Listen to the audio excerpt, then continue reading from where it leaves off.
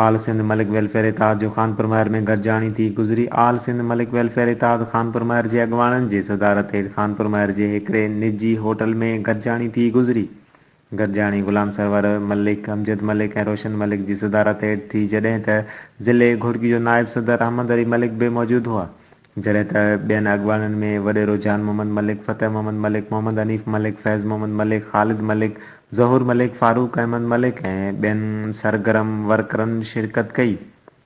गॾिजाणी में मलिक बिरादरी जे मसइलनि ते गौर वीचार कयो वियो ऐं हर हिकु वर्कर खे पंहिंजनि पंहिंजनि इलाइक़नि में मलिक बिरादरी जे मसइलनि खे हल कराइण जो टास्क पिणु ॾिनो वियो। गॾिजाणी में शरीक अॻवाननि ख़िताब कंदे चयो त हर दौर में असांजे मलिक बिरादरी खे नज़र अंदाज़ कयो वियो आहे।